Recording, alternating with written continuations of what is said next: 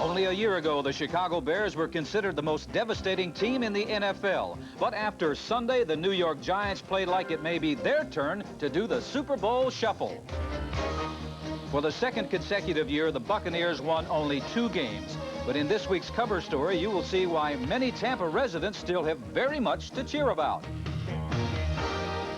Sid Luckman was one of the greatest quarterbacks of the NFL. It's been 40 years since he led the Bears to a championship, yet today he seems just as fit to do it again. NFL Commissioner Pete Rozelle joins us on Inside Interview to discuss the very important issues facing the NFL for this year and beyond.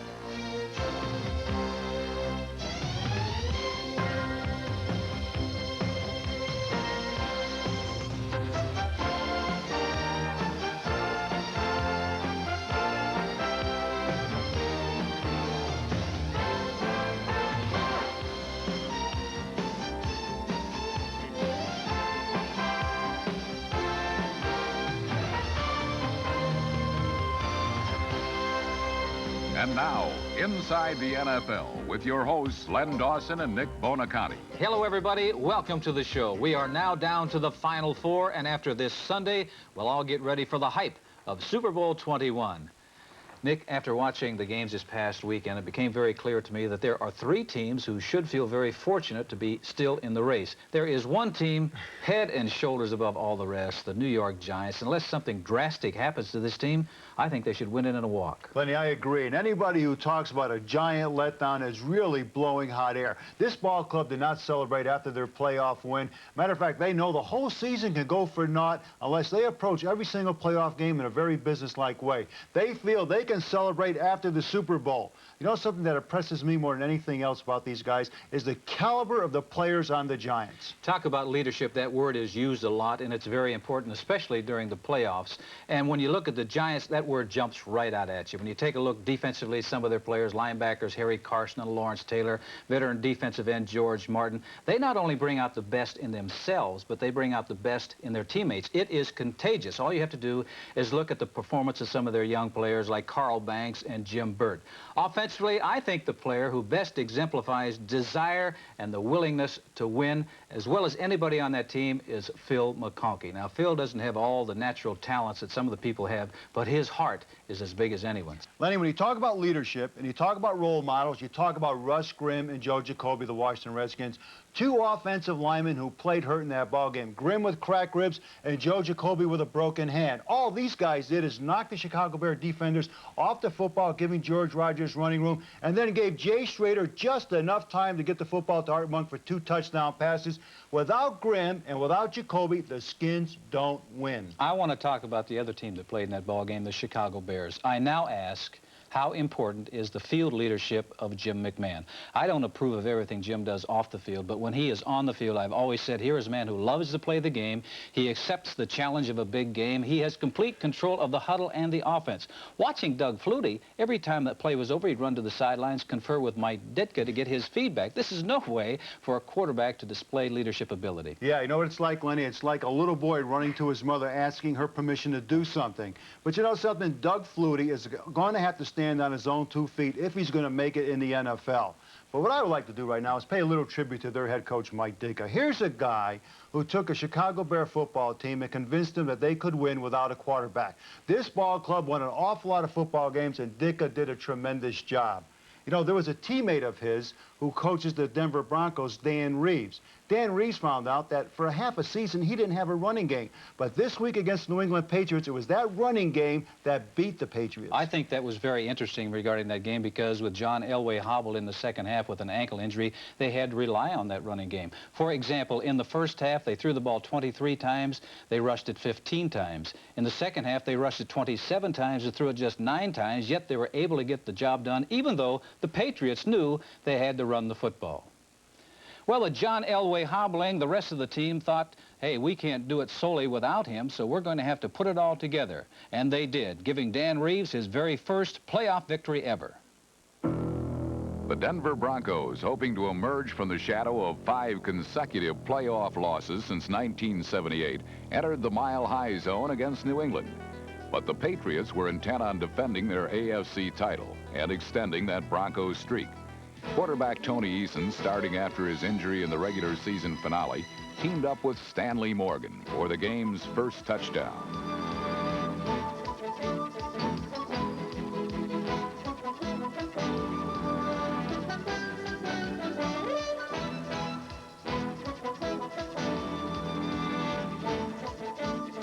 New England's trademark may be winning playoff games on the road, but the Broncos have the copyright on the mobile quarterback, number 7, John Elway.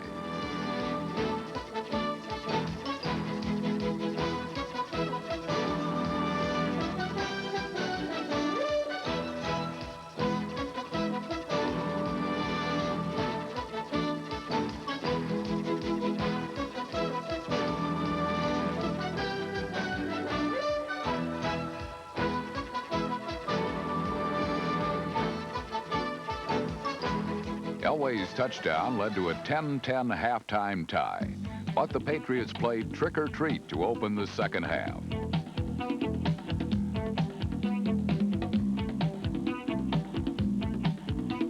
Morgan's second touchdown was like taking candy from a baby, but then the Broncos shed their tame costumes and came on like monsters, chasing Eason for 6 sacks in the game.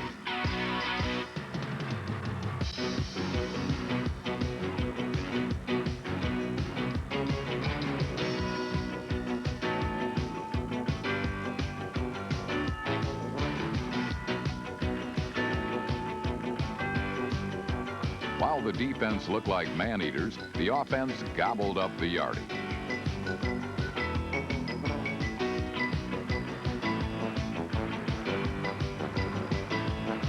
Denver rediscovered their ground game in the second half as Sammy Winder finished the day with 102 yards, and Gene Lang, number 33, chipped in several long runs. With Lang and Winder, number 23, the Broncos controlled the ball throughout the second half and had possession twice as long as New England. But with a big play quarterback like Elway, who finished with 257 passing yards, Denver ultimately resorted to the long ball.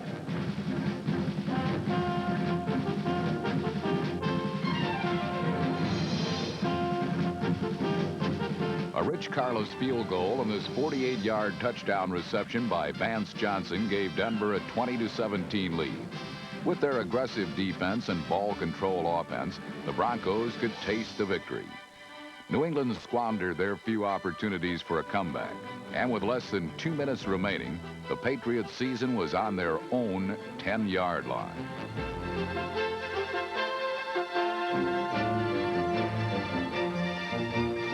Rulon Jones, number 75, with his second sack of the day and record-tying 4th safety of his career, wrapped up New England's season.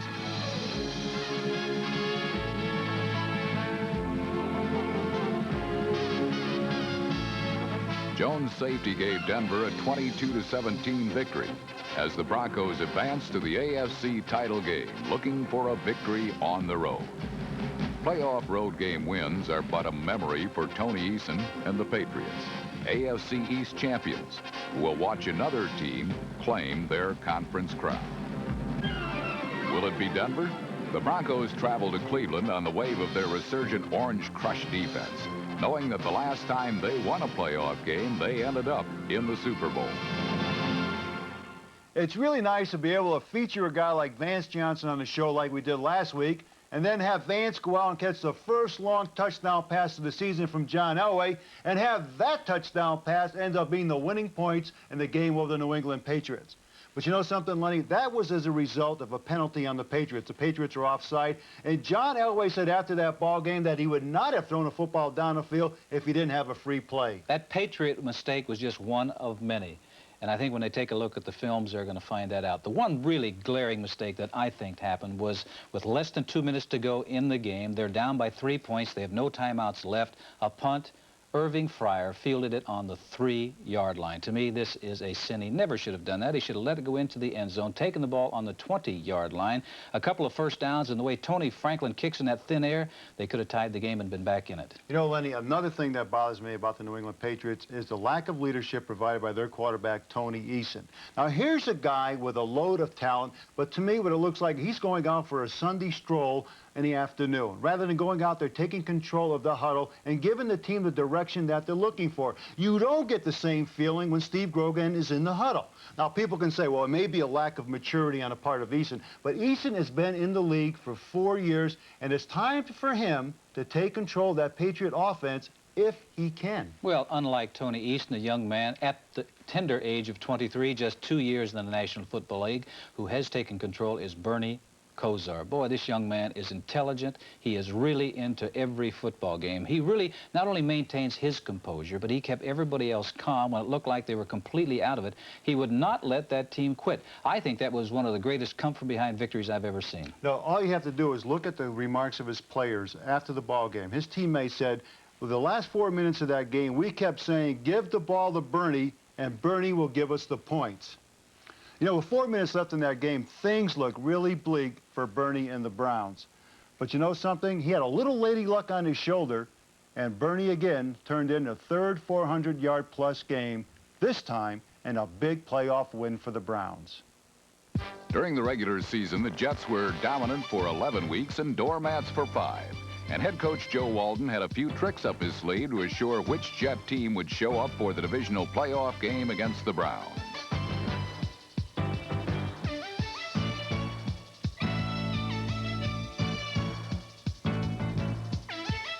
Wesley Walker's 42-yard touchdown off the flea flicker gave New York a 7-0 lead, and it appeared that the Jets' quick strike capabilities, which had once made them the most exciting offense in football, were alive and kicking again. The ease with which Walker scored indeed caused wide-eyed disbelief, but the Browns immediately struck back as Bernie Kosar launched a 98-yard drive, culminating with his 37-yard touchdown pass to Herman Fontenot, number 28.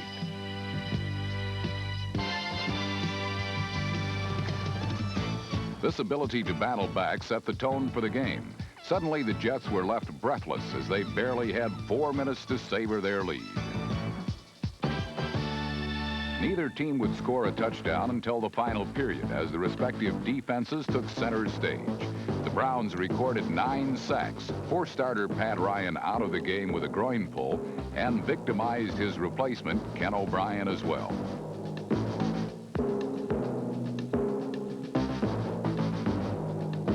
Meanwhile, the Jet defense pressured Kosar, who had the lowest interception percentage in the league, into 2 turnovers.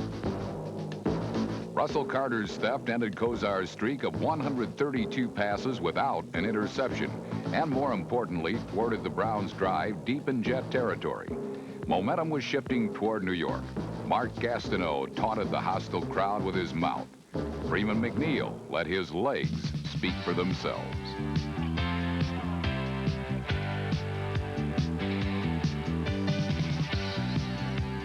One play after Kosar tossed his second interception, McNeil sprinted 25 yards for a score and a 20-10 lead. Kosar sought to redeem himself and more than made up for his miscues, setting playoff passing records by completing 33 of 64 for 489 yards. With just under 2 minutes to play, Kosar directed the Browns to the 1-yard line where Kevin Max scored to pull the Browns within 3. Just as the spark for the Browns' glorious comeback was ignited, the fire in the New Yorkers' eyes seemed to be extinguished. Frustration had set in for the Jets, a foe almost as dangerous as Bernie Kosar.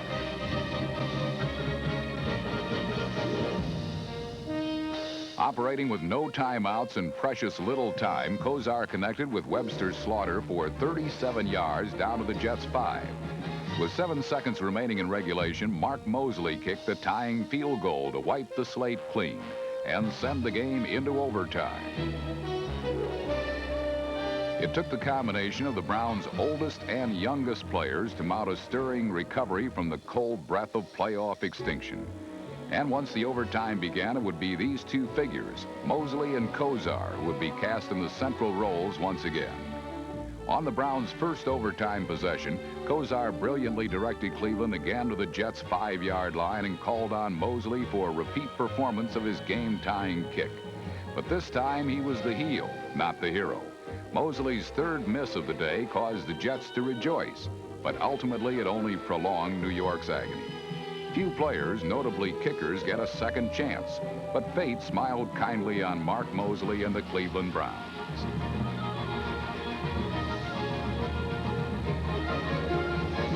27 yards, and what seemed like an eternity later, Mosley gave the Browns a 23-20 double overtime victory. For the Jets, this game typified their season. A roller coaster all the way, something to take pride in, yet little consolation for their tremendous downfall at the end. It took the third longest game in history to do it, but the Browns were on their way to the AFC Championship game. They had achieved their first playoff win since 1969 and can hold their heads proud and high, for they will be the favorites to represent their conference in Super Bowl 21. This postgame celebrating by the Browns, I can understand. I think they really deserve it because that was one of the biggest victories in the history of the Browns organization. But it's not going to mean as much if they don't defeat the Denver Broncos this Sunday. To analyze that matchup is the coach, Allie Sherman, former head coach of the New York Giants. Allie, let's talk about that matchup between the Broncos and the Cleveland Browns. Talk to us first, if you would, about the Cleveland Browns. All right, the Cleveland Browns. The first thing we say is they're characterized as a winner. 4 quarters. They're a 4-quarter ball club. They've won in the last few minutes many times. The guy who moves all of this is Bernie Kosar. He's the orchestra leader. He orchestrates a beautiful pass offense. For a young quarterback, he's got great ability to know where his receivers are and to put the ball out there with the right touch. By the way, they call him heavy-footed. Len, they never called you that, right? They call him heavy-footed, but he's got the mobility, and I'm sure he's going to get pressure from defensive end Rulon Jones of Denver and Carl Mecklenburg, that blitzing linebacker, sir. You know about that. Here, take a look at Bernie now. He's out in front, behind his guard, waits for his receiver to get open, and bang, perfect pass. These are the things I was talking about. He understands where his people are going to be. He's got the touch that a real good passer needs. Now we're going to take a look at Bernie. He sees a blitz coming from the Bears. Bang, he does the thing everybody wants to do. Quick slant pass to Brennan, and he's got a touch.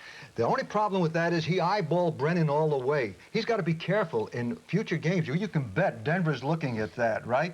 And Joe Collier says to his linebackers, hey, as soon as Kosar looks for that quick pass, I want your linebackers to get bang right into that passing plane. True? True. What about the running game? The running game, there's a guy on that club by the name of Kevin Mack who was hurt early in the season. But Kevin has got all his tools ready. He's big, he's strong, but he can shift gears. Watch him here. He sees daylight, and then he puts it on. He's beating some fast people when he strides out like that. And I believe you're going to see an awful lot of Kevin. I think it will be a mix of Kosar spreading the ball around with passes and Mack taking advantage of those gaps once they start to move out to cover those receivers. What about defense? Defense, when you talk about defense, they've got 2 cornerbacks who are 2 of the best, I think the best cornerbacks. I think you do too, Nick.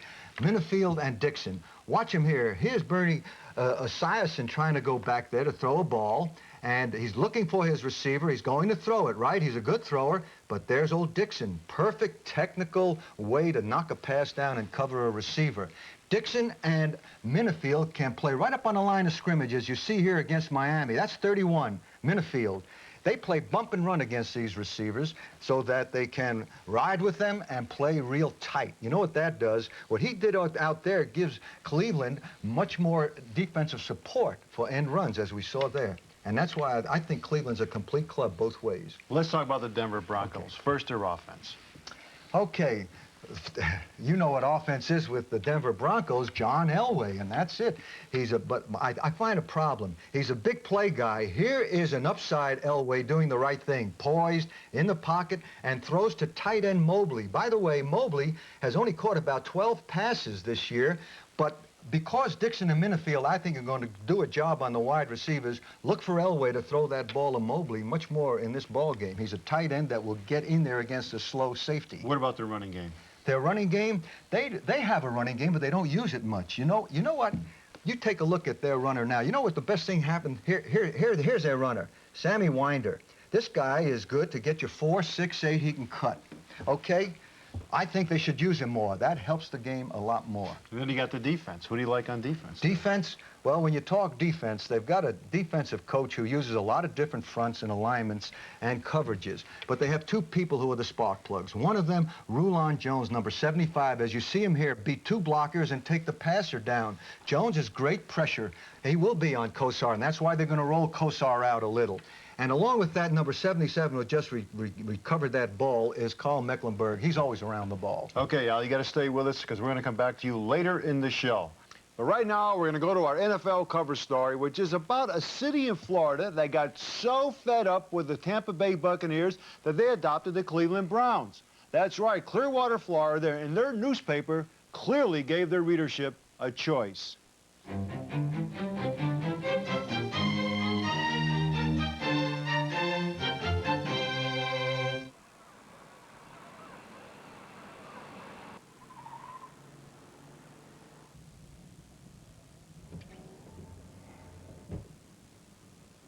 All that great football up north this weekend, and I'm sent to Florida to cover a story. So I rent me a convertible, get ready for some nice weather. Well, nice try anyway. There's been a lot of talk lately surrounding the Tampa Bay Buccaneers. The franchise, Vinny Testaverde, will he be their savior after another dismal season? Or what about the hiring of new head coach Ray Perkins? Maybe this combination will produce the winning solution. But wait, a few months ago in Clearwater, just south of Tampa, the local newspaper came up with a very unique answer to the Bucs' problems.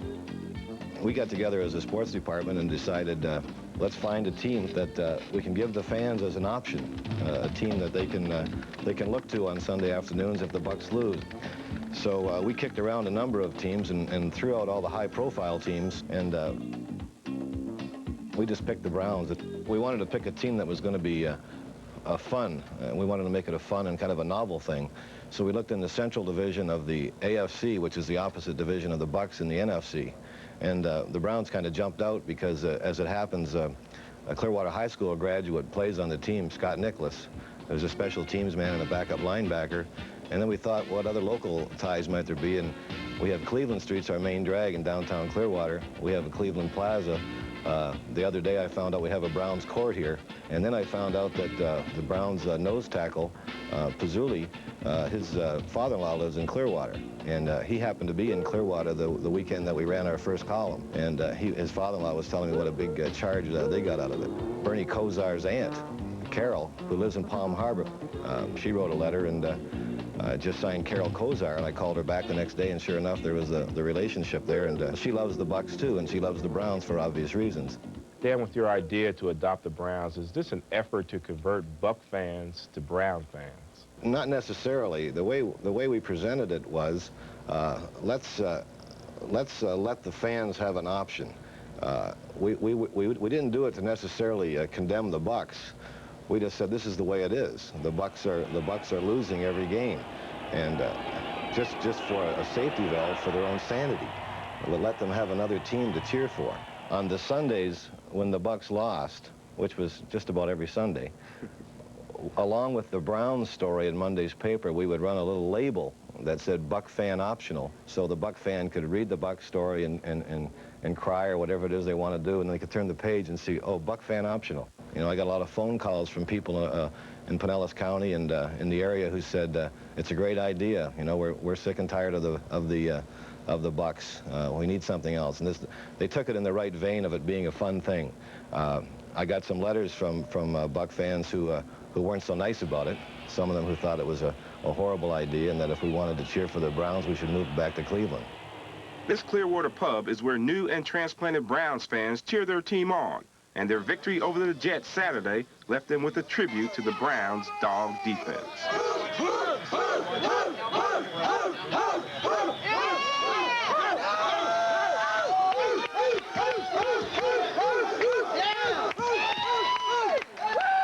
From Clearwater suggested that Clearwater adopt the Browns as their adopted team. Holly from Clearwater, son?